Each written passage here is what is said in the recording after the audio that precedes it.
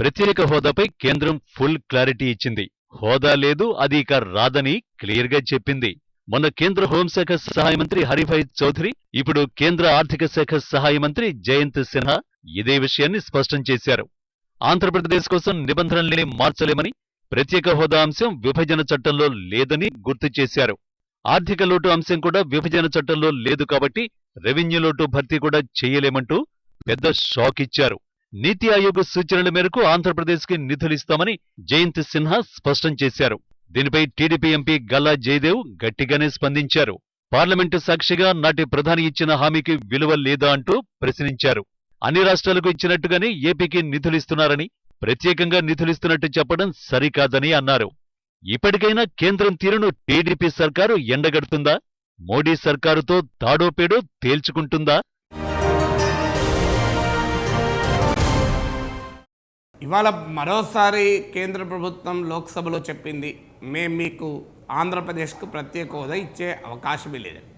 కానీ విచిత్రం ఏంటంటే కేంద్ర ప్రభుత్వం భారత పార్లమెంట్లో స్పష్టంగా ఆంధ్రప్రదేశ్కు ప్రత్యేక హోదా ఇచ్చేది లేదు అని చెప్పారు.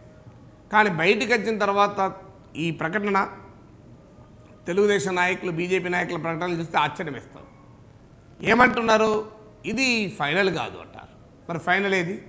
ఒక కేంద్ర ప్రభుత్వం తరఫున కేంద్ర ఆర్థిక శాఖ మంత్రి, సహాయ మంత్రి భారత పార్లమెంట్లో ప్రకటన చేస్తే, అది కూడా లిఖితపూర్వకంగా రిటర్న్ రిప్లై ఇస్తే అది ఫైనల్ కాదంటే మరి ఏది ఫైనల్? ప్రైమ్ మినిస్టర్ చెప్పాలి. ప్రైమ్ మినిస్టర్ రిప్లై ఇస్తారు ప్రధానికి. అసలు పార్లమెంటరీ ప్రజాస్వామ్యం తెలిసిన ఎవరికి కూడా అర్థం కావాల్సింది అంటే సంబంధిత మంత్రి ఎప్పుడైనా సమాధానం చెప్తారు తప్ప ప్రధానమంత్రులు సమాధానం చెప్పరు, ముఖ్యమంత్రులు సమాధానం చెప్పరు.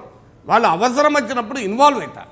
ఇవాళ ముఖ్యమంత్రి, ప్రధానమంత్రి చేతుల్లో ఉన్న శాఖలకు కూడా వేరే మంత్రులు సమాధానం చెప్తారు తప్ప ముఖ్యమంత్రులు, ప్రధానమంత్రులు సమాధానం చెప్పరు. నేను కూడా ఎన్ని తెలుసు చట్టసభలో ఉన్నా. అంటే అర్థం ఏంటి? ప్రధానమంత్రి రిప్లైలు ఇస్తారా క్వశ్చన్లకు? ఎక్కడైనా మీరు పార్లమెంట్లో కానీ అసెంబ్లీలో కానీ చూసారా? ప్రైమ్ మినిస్టరు, చీఫ్ మినిస్టరు క్వశ్చన్లకు రిప్లై ఇస్తారా? ఇవ్వరు. క్వశ్చన్లకు రిప్లై ఇచ్చేది మంత్రులే. ఆ సందర్భంలో కానీ మరో సందర్భంలో కానీ అవసరమైనప్పుడు సభానాయకుడిగా ఇన్వాల్వ్ అయ్యి జోక్యం చేసుకొని ప్రకటనలు చేస్తుంటారు. అందువల్ల వీళ్ళు ఏమంటున్నారు? ప్రధానమంత్రి మాకు ఇవ్వాలి. ప్రధానమంత్రి సమాధానం ఇస్తారా అంటే ఇంకా ఎందుకు అబద్ధాలు చెప్తున్నారు ప్రజలకు?